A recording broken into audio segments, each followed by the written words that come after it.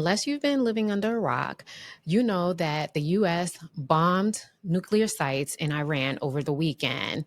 Then Iran launched missiles, and the headlines have been going absolutely crazy since then. But before we go into a downward spiral, let's slow it down and let's talk about why this keeps happening. There's a lot of drama, there's history, bad decisions, and yes, a feud that goes literally back to biblical times, which we'll talk about. Welcome to the Real Estate and Wealth Podcast. I am Tabitha, and today we are diving into this mess between Iran, the US, and Israel. This isn't going to be a news report, more like just breaking it down like two friends over coffee, drinks, or whatever works best for you. All right, so here's the latest tea for those of you who may be under a rock and you just don't know what's going on. The US and Israel went in and hit 3 of Iran's nuclear sites over the weekend. I'm gonna mess the name up, so just bear with me. Natanz, Fordow, and Isfahan. If I said it wrong, whatever, you guys know what I'm talking about. I feel like President Trump was like, I'm sick of this mess. This has been going on for years and I'm ending it today. So during his first term, President Trump ran on the fact that he would not let Iran get any nukes. And this term, he kept that promise. Have you seen the video where Trump was like really mad and he even dropped the F-bomb? Take a look here.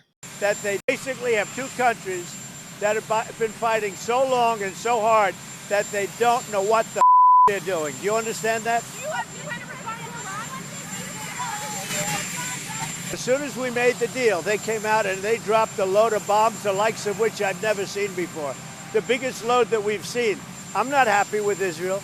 You know, when I say, okay, now you have 12 hours, you don't go out in the first hour and just drop everything you have on them. So I'm not happy with them. I'm not happy with Iran either. All right, so after the U.S. went in and bombed the 3 nuclear sites in Iran didn't just sit there and take it. Come on, this is Iran we're talking about. They fired back with over a dozen ballistic missiles towards the U.S. base in Iraq and Qatar. Most were blocked, but a couple did get through. Thankfully, no lives were lost. And get this, about 44 of our U.S. soldiers, they were actually on the ground at the base in Qatar, and they intercepted the missiles that came in real time. And our military men and women showed why the U.S. is the best at this. Meanwhile, the UN's Atomic Energy Agency confirmed that Iran Fordow site took some serious damage, like enormous damage was the actual quote. That's a major hit to their ability to enrich uranium. Well, at least for now. But guess what? Back home here in the good old US of A, we had many news outlets that were refuting the fact that the nuclear sites were actually damaged. And sometimes I wonder, what is the level of patriotism with some of these news outlets? Like, are you rooting for the US to be successful, or are you rooting for everyone else? Because sometimes I really can't tell. So I want you to check out this video where the press secretary, she was like fired up and spoke against those news stations that had negative coverage about the destruction of Iran's nuclear sites. So watch this. The entirety of the intelligence that we have to this date, it concludes that these strikes on the Iranian nuclear facilities were absolutely successful. It was a total obliteration, as the president said, and not only does our own intelligence say that, but also the Iranian foreign minister has said that. We saw Israel conclude the same thing based on their own intelligence. We also had the United Nations say that as well. So I think the only other time the United Nations, Israel, Iran, and the United States has agreed on something is that the sky is blue, but they all agree that Iran's nuclear facilities were completely demolished. And I would just like to reemphasize, you mentioned this was a low confidence preliminary intelligence assessment, and the entirety of that assessment was not leaked to the media. Only tidbits of that assessment were leaked to CNN. And we have seen this playbook run before, where you have people in the intelligence community, or perhaps on Capitol Hill, we don't know, but I believe the FBI is investigating to find out who that leaker was. So now I'm asking you, What do you think? Do you think that those nuclear sites were actually taken out, or do you think that there's some type of cover up? What are your thoughts? Tell me in the comments. All right, so let's run it back and let's talk about the history with Iran, because it seems like people like lost their memories on like the history with Iran. And so let's just go back and take a look at a couple of things so that we can refresh our memory. Now, back in 1953, we helped oust Iran's elected leader and propped up the new Shah. When you fast forward to 1979, the Shah was overthrown and the new regime took 52 Americans hostage for over a year. You could say the trust then was gone after that. Then in 2015, Obama initiated a nuclear deal. Basically, Iran stops the bombing and we ease up on the sanctions. Then Trump comes in 2018 and he pulls us out of that deal. He said the deal was too soft. He slaps Iran with sanctions again, and boom, here we go with the nuclear stuff again. Now, there has been controversy over if Trump violated the Constitution and did not have the authorization to bomb Iran. So let's break that down. When Trump ordered the drone strikes that killed Iran's General Soleimani, he didn't need congressional approval. Why? Because unless a president is formally declaring war, they technically don't need Congress to greenlight a targeted missile strike. It falls under the president's authority as the commander in chief to respond to threats or take immediate action. Now, that doesn't mean there wasn't backlash, because there was a ton, but legally he was within his rights. And Trump, he wasn't the first. So all of the people that are flapping their gums and don't know history, they really should go back and do some research, because Reagan, he ordered airstrikes on Libya in the 80s without asking Congress. Clinton, he launched attacks in Iraq and Kosovo. Obama took out bin Laden and hit targets in Libya and Syria too.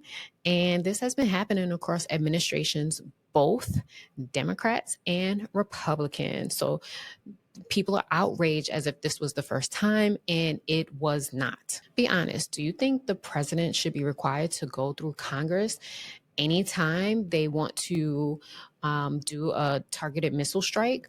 Or is there room for decisive action when the clock is ticking? Now we're going to take it back even further for you, back to biblical times. So here's where it gets deep. The tension between Iran and Israel didn't just start in 1978 or even with the Persian Empire. This goes way, way back to the days of Isaac and Ishmael. According to biblical tradition, Isaac, whose ancestors of the Israelites, and Ishmael, widely seen as the ancestor of many Arab nations, were half brothers, sons of Abraham. And even though they eventually came together to bury their father, their descendants went down very different and often conflicting paths. That ancestral split planted the seed of division that showed up throughout history. Then centuries later, Persia, which is the modern day Iran, played both friend and foe. So King Cyrus of Persia actually allowed Jews to return to Jerusalem after Babylon exile. So at one point, Persia was on their side. But over time, that turned into a long-standing rivalry rooted in power, land, and identity. Then, after the 1979 Islamic Revolution, Iran officially cut ties with Israel, and they've been funding groups like Hamas and Hezbollah ever since, groups that openly want Israel gone. Israel obviously takes that as an existential threat, especially now that Iran's chasing nuclear power.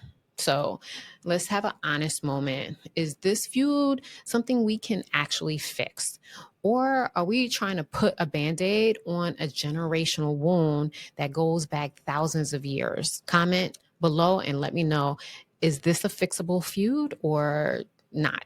Now, let's talk about something that some people are not really thinking about. Russia and China, they're all the way in this as well. China just stepped in and got Iran and Saudi Arabia to restart talks, something the US couldn't pull off in decades. And Russia, they've been teaming up with Iran for a long time now. Joint military drills, oil deals, and even using Iranian drones in Ukraine. So while we're over here arguing about sanctions and debating another deal, China and Russia are locking in power moves. And let's talk about the oil, because that's something that here in America, we'll feel those repercussions of any wars that are happening in that region. When things popped off, oil prices jumped to around $80 a barrel. They've cooled off a bit since OPEC and the increased supply, but if anything happens in the Strait of Hormuz, baby, them prices are going to skyrocket. Now, I wanted to get a little bit more history on the Strait of Hormuz. So I did a little research, and it is a narrow waterway. And I'm going to put a picture up here. But it's a narrow waterway between Iran and Oman. It's the only route for oil tankers leaving the Persian Gulf. About 20% of the world's oil supply passes through there. So if it gets blocked or attacked, global prices are going to spike instantly. So who has the most to lose if that happens? Well, it's China.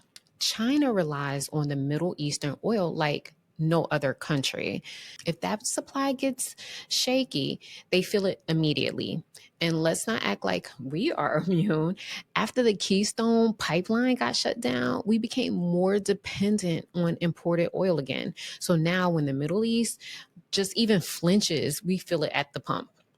Now, if you're not familiar with the Keystone XL pipeline, it was designed to carry oil from Canada down to the US Gulf Coast. It would have boosted our energy independence, but President Biden canceled its permit on his first day in office. He claimed environmental concerns, but I think it was more just because it was something that Trump did in his first term. Now, that decision was praised by the climate activists, but it also meant giving up a major source of Northern American oil. And here we are, more dependent on oil from places that don't really always like us. So, do you think we should be having bigger conversations about energy independence and our global influence? Because it feels like we're getting outplayed sometimes. So, as you can see, this isn't just about missiles and headlines, it's about a lot of history, oil, trust, and a lot of missed chances for all countries to do better. So if you made it this far, I want to say thank you for hanging in there with me, and drop a comment below. Tell me what you think about what's going on as a whole. And of course, hit the like, subscribe, and send this to a friend that needs a better explanation of what's actually happening in the world. So I look forward to seeing you guys on the next episode.